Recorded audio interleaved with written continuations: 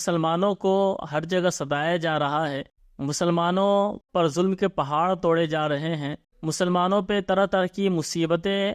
آ رہی ہیں، آخر ایسا کیوں ہو رہا ہے؟ ایک طرف تو اللہ تبارک و تعالی اپنے بندوں پر حد سے زیادہ مہربان ہے، اپنے بندوں پر ہر لمحہ مہربانی فرما رہا ہے، لیکن وہیں دوسری طرف دیکھیں مسلمانوں پر ہی پریشانیاں اتر رہی ہیں، مسلمان ہی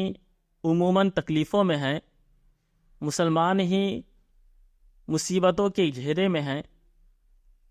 تو جب خدا اتنا مہربان ہے اپنے بندوں پر، تو آخر مسلمانوں پر اتنی مصیبتیں کیوں آ رہی؟ اس کو ایک چھوٹی سی مثال سے سمجھیں۔ والدین ہوتے ہیں، وہ اپنے بچوں سے بہت پیار کرتے ہیں، لیکن کبھی کبھی وہ اپنے بچوں کو ڈانٹتے بھی ہیں، مارتے بھی ہیں، کبھی کمرے میں بند کر دیتے ہیں، کبھی کھانا بھی بند کر دیتے ہیں۔ اس طرح کے بہت سارے کام اور بہت ساری سزائیں اپنے بچوں کو والدین دیتے ہیں، لیکن معاشرے میں رہنے والا کوئی بھی انسان یہ نہیں کہتا کہ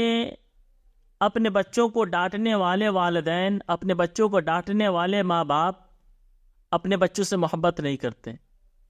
کوئی یہ نہیں کہتا کہ اپنے بچوں کو مارنے والے ماں باپ اپنے بچوں سے محبت نہیں کرتے۔ ہر حال کے حوالے سے کوئی بھی آدمی یہ کہتا نظر نہیں آئے گا کہ یہ والدین اپنے بچوں سے محبت نہیں کرتے، بلکہ وہ یہی کہے گا کہ اپنے بچوں کے مستقبل کے لیے، مستقبل سنوارنے کے لیے، اپنے بچوں کی اصلاح کے لیے، اصلاح و فلاح کے لیے، اپنے بچوں کی تنبیہ کے لیے، اپنے بچوں کی بھلائی کے لیے وہ ایسا کر رہے ہیں۔ اب بلا تمزیز سمجھنے کی کوشش کریں کہ خدا تعالیٰ یقیناً اپنے بندوں پر بہت مہربان ہے اور اپنے بندوں سے محبت فرماتا ہے، لیکن وقتاً فوقتاً کبھی کبھی خدا تعالیٰ کی جانب سے اپنے بندوں کی آزمائش کے طور پر کچھ مصیبتیں، کچھ پریشانیاں اترتی ہیں۔ تو اس کا یہ مطلب نہیں ہوتا ہے کہ اللہ تبارک و تعالیٰ اپنے بندوں سے محبت نہیں کرتا یا اپنے بندوں پر مہربان نہیں ہے، بلکہ مطلب یہ ہوتا ہے کہ اللہ تعالیٰ اپنے بندوں کو اس دنیا کی رنگینیوں میں کھو جانے پر، اس دنیا کے چگا چوند میں کھو جانے پر تنبیہ فرمانے کے لیے، انہیں بیدار کرنے کے لیے، ان پر آزمائش کے طور پر کچھ نہ کچھ مصیبتیں اتارتا۔ تو اللہ تبارک و تعالیٰ کی جانب سے بندوں کی جو آزمائش ہوتی ہے، امتحانات ہوتے ہیں، اور امتحانات کے طور پر، آزمائش کے طور پر جو مصیبتیں اور پریشانیاں بندوں کو نظر آتی ہیں، تو یہ در حقیقت خدا تعالیٰ بندوں کو اپنے قریب فرماتا ہے کہ جب بندے کی آزمائش ہوتی ہے، امتحان ہوتا ہے، اور بندہ ثابت قدم رہتا ہے، استقامت کا دامن اپنے ہاتھ سے جانے نہیں دیتا اور صبر سے کام لیتا ہے، تو اللہ تعالیٰ اس کا ہو جاتا ہے، وہ اللہ کا ہو جاتا ہے۔ اسی بات کی جانب اللہ تبارک و تعالیٰ نے قرآن پاک میں ارشاد فرمایا،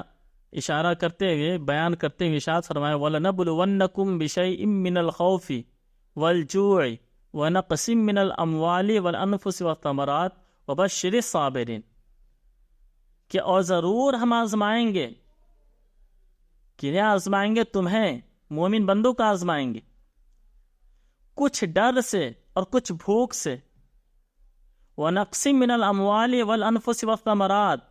اور مال، جان اور پھلوں میں کمی کر کے آزمائیں گے۔ اور ان آزمائش میں جو صبر کا دامن اپنے ہاتھ سے جانے نہیں دے گا، جو صبر کے ساتھ اس امتحان میں کھڑا ہوگا، وَبَشِّرِ الصَّابِرِينَ، تو اے محبوب آپ خوشخبری سنا دیں صبر کرنے والوں کو۔ اور حقیقت تو یہ ہے کہ آزمائش ہونا، امتحان ہونا، یہی اس بات کی دلیل ہوتی ہے کہ جو امتحان لے رہا ہے وہ امتحان دینے والے کو اپنا سمجھ رہا ہے، اپنا محبوب جانتا ہے، اپنا جانتا ہے، اپنا سمجھتا ہے، کیونکہ یہ عام قاعدہ ہے کہ لوگ اپنوں کا امتحان لیتے ہیں، دوسروں کا امتحان نہیں لیتے۔ ایک چھوٹی سی مثال نظروں کے سامنے رکھیں کہ اسکول اور کالجز میں ہر سال امتحانات ہوتے ہیں، اور مدارس میں بھی ہر سال امتحانات ہوتے ہیں۔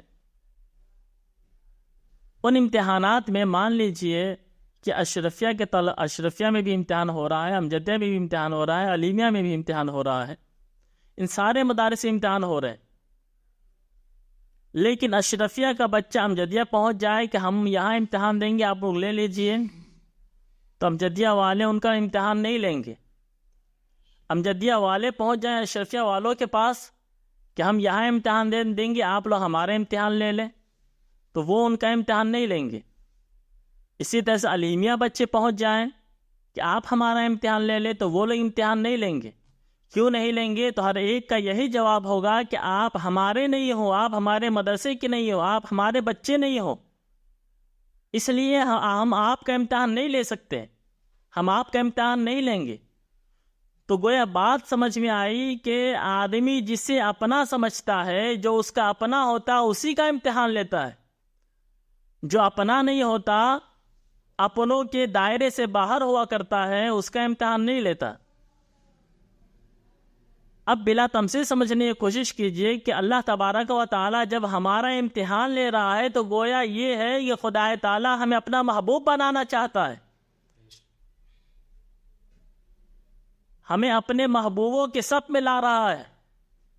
ہمیں اپنا بتا رہا ہے، اور اسی لیے خدا تعالی ہمارا امتحان لے رہا ہے، ہم پر آزمائش نازل فرما رہا ہے۔ حدیث پاک کے اندر اللہ کے رسول علیہ الصلوۃ والسلام نے ارشاد فرمایا کہ اللہ پاک جب کسی بندے سے محبت فرماتا ہے یا اسے اپنا دوست بنانے کا ارادہ فرماتا ہے، تو اس پر آزمائشوں کی بارش فرماتا ہے۔ الترغیب و ترہیب یہ حدیث پاک ہے، اور خود آپ وہ انبیاء کی تاریخ اٹھا کر کے دیکھیں، جو دین پر جتنی سختی سے کاربند ہوتا ہے، حدیث پاک کا مفہوم ہے، اس کا امتحان اتنا سخت ہوتا ہے، اور جو دین پر جتنی نرمی سے کاربند ہوتا ہے، اس کا امتحان اتنا ہی آسان ہوتا ہے۔ انبیاء کرام کو دیکھ لیں، اپنے اپنے دور میں ہر نبی خدا تعالیٰ کا سب سے بڑا پیغمبر ہوتا ہے، خدا کے حکم پر عمل کرنے والا ہوتا ہے، خدا کے احکام کو امت تک پہنچانے والا ہوتا ہے، اور اپنے دور میں ہر نبی اپنے دور میں اپنی امت میں اپنے لوگوں میں سب سے افضل ہوا کرتا ہے، وہ محبوبان بارگاہ الہی ہوا کرتا انبیاء کرام۔ اس کے باوجود حدیث پاک میں نبی کریم علیہ السلام سے سوال کیا گیا، یا رسول اللہ کن لوگوں پر سب سے زیادہ مصیبتیں اترتی ہیں؟ تو آپ نے فرمایا انبیاء کرام پر۔ پھر کس پر؟ پھر ان کے بعد جو بہتر ہے۔ پھر کس پر؟ پھر ان کے بعد جو بہتر ہے۔ تو اس طرح سے آپ حدیث پاک کو دیکھیں تو گویا یہ بات ہمیں سمجھ میں آتی ہے کہ اللہ جسے اپنا محبوب بنانا چاہتا ہے، جسے محبوب بنانے کا ارادہ فرماتا، اپنا دوست بنانے کا ارادہ فرماتا ہے،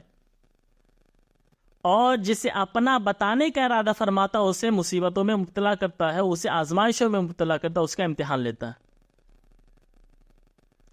اور بڑی پیاری بات امام اہل سنت اعلیٰ حضرت رضی اللہ تعالیٰ عنہ نے فتح الملفوظ میں بیان فرمایا کہ 40 راتوں میں سے کسی رات میں علت یا قلت یا ذلت نہ آئے تو آدمی کو یہ سمجھ لینا چاہیے کہ اسے چھوڑ دیا گیا ہے۔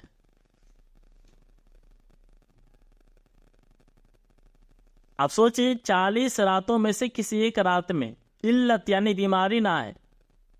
قلت یعنی اموال اور نعمتوں میں کمی نہ آئے، ذلت یعنی ذلت کا شرمندگی کا احساس نہ ہو، مثلا یہ کہ وہ اپنے کسی چھوٹے کو اس نے کوئی کام کہا، اس چھوٹے نے نہیں کیا، اب یہاں پر شرمندگی سی محسوس ہوتی ہے، اس طرح کے یعنی ذلت نہ آئے تو وہ سمجھ لے کہ اسے چھوڑ دیا گیا۔ تو گویا ہمیں یہ بات سمجھ میں آئی